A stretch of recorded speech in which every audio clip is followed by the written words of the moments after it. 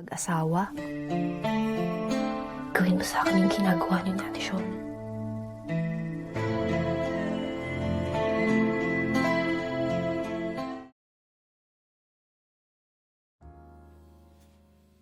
Film bermula dengan memperlihatkan kondisi dari sebuah desa di Filipina. Di sana terlihat desa itu hancur setelah diterpa angin topan. Karena itu pula terlihat warga yang berusaha mengungsi menggunakan kapal.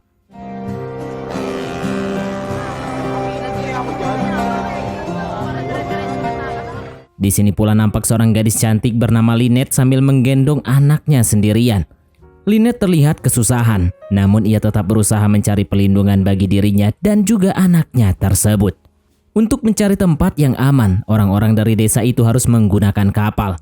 Lynette yang tidak memiliki uang sepeser pun akhirnya menyelinap untuk masuk ke kapal tersebut. Pengecekan tiket pun berlangsung, namun dengan keahliannya Lynette terus menghindar dan akhirnya ia sampai ke tempat transit pertamanya.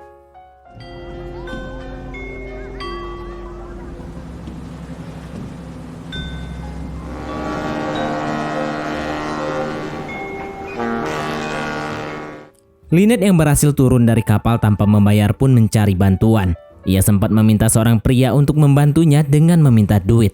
Tapi pria itu menolaknya. Dan akhirnya Lynette pun nemuin sebuah dompet yang terjatuh. Lynette yang lagi kepepet pun mutusin buat balikin dompet itu daripada mengambilnya. Sebagai ucapan terima kasih, ibu-ibu yang dompetnya jatuh ini pun ngasih Lynette tumpangan taksi dan juga uang pegangan.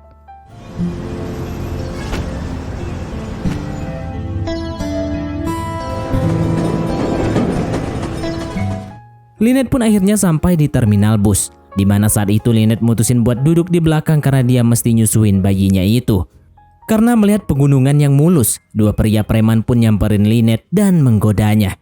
Tapi untungnya ada seorang yang mengaku sebagai polisi ngebantu Lynette ngusir pria hidung belang itu.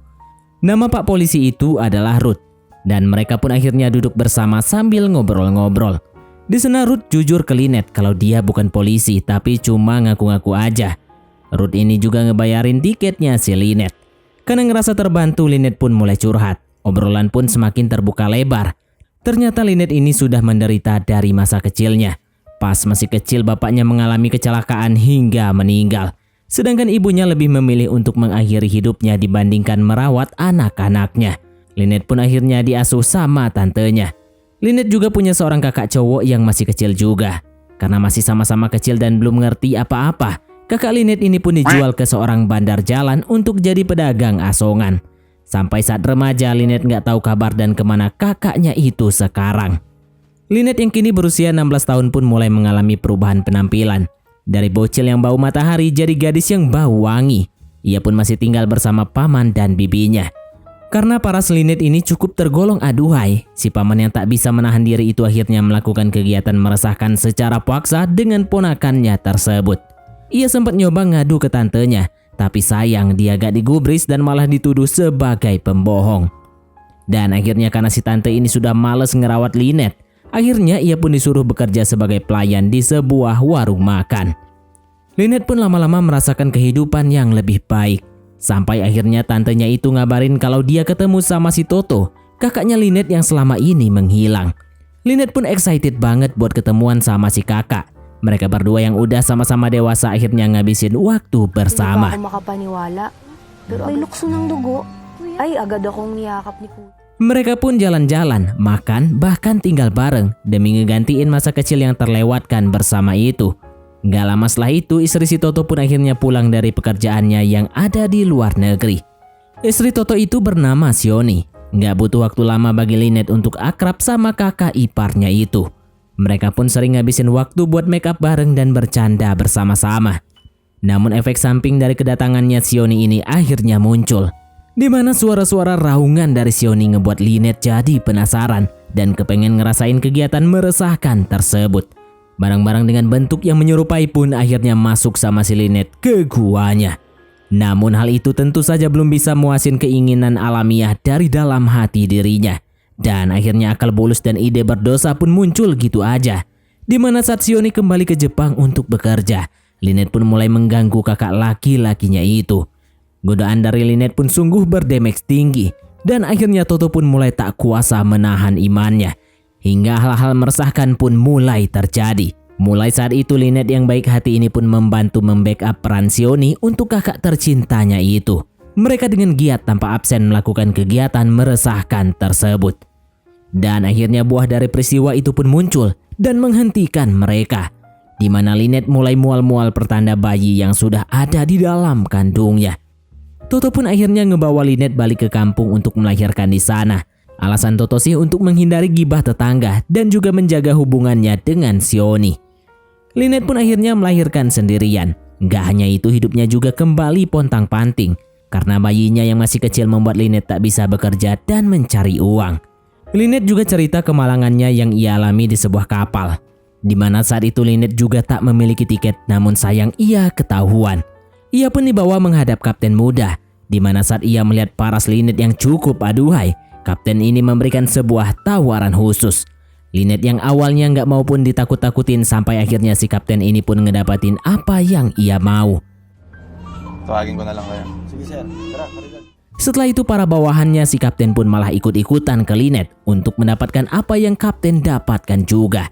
Dan lagi-lagi Lynette yang nggak berdaya pun cuma bisa pasrah wasted gitu aja. Setelah itu Lynette pun berjalan ke tempat penumpang dan di sana ia bertemu dengan seorang nenek-nenek baik. Nenek-nenek itu pun ngasih tempat ke Lynette di sampingnya. Lynette pun berbaik hati juga memijat si nenek yang pastinya udah jompo itu. Saat itu si nenek pun ngasih tahu kalau dia itu punya ramuan mujarab dari bahan rempah-rempah, di mana ramuan itu memiliki 3 khasiat yang berbeda. Salah satunya bisa mematikan hanya dengan 1 tetes saja. Nggak lama setelah itu Lynette pun kembali dipanggil. Kali ini kepala kapten yang pengen ketemu sama dia. Awalnya sih kepala kapten ini melakukan sedikit basa-basi.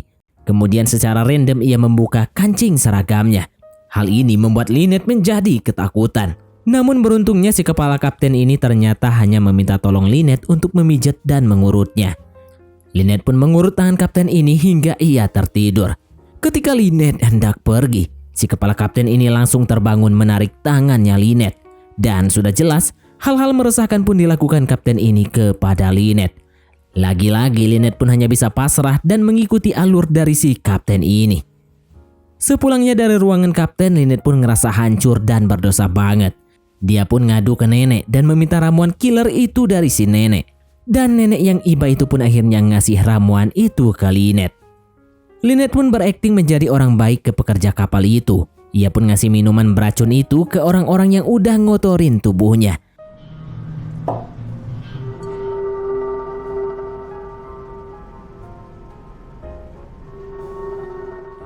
Dan singkat cerita kapal pun bersandar darurat dan ambulan pun tiba. Tapi Lynette nggak ceritain sedetail itu ke Ruth, di mana Lynette cuma cerita sampai diperkaos dan terzolimi doang. Lalu bus yang mereka berdua tumpangi itu berhenti di rest area. Ruth di sana berperan layaknya ayah dari anaknya Lynette. Ia mentraktir Lynette makan, mengajak ngobrol hingga membelikan HP bekas kepada Lynette untuk memudahkan berkomunikasi. Hari pun mulai malam dan Ruth menyewa sebuah kamar di sana. Ia pun ngajak Lynette untuk nginap bersamanya. Ruth pun istighfar di sepanjang jalan dan bertekad untuk tidak aneh-aneh dengan si Lynette. Tapi bentuk Lynette yang aduhai memang sulit untuk ditolak. Saat Ruth melihat Lynette mandi, ia pun akhirnya luluh meminta untuk join. Hingga kegiatan meresahkan itu pun kembali terjadi di sana.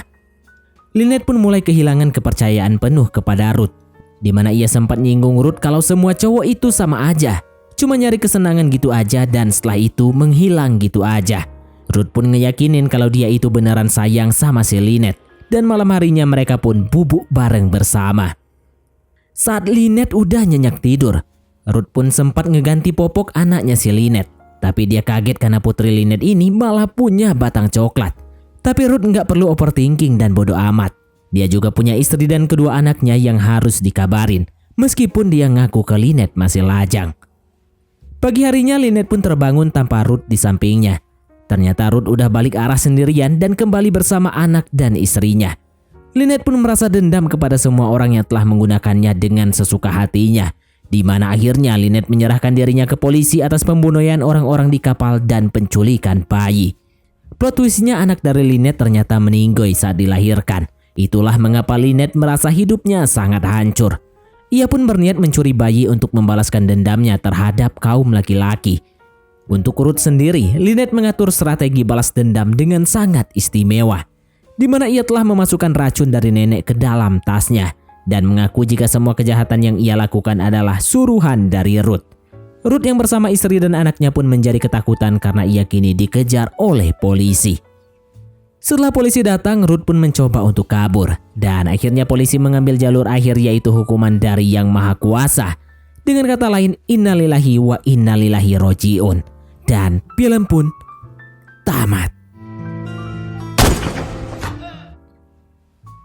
Oke, baiklah, mungkin sampai di sini saja teman-teman untuk alur cerita film kita kali ini. Terima kasih buat teman-teman yang telah mengikuti alur cerita film ini sampai selesai. Sekian dari Mimin, sampai jumpa di konten berikutnya.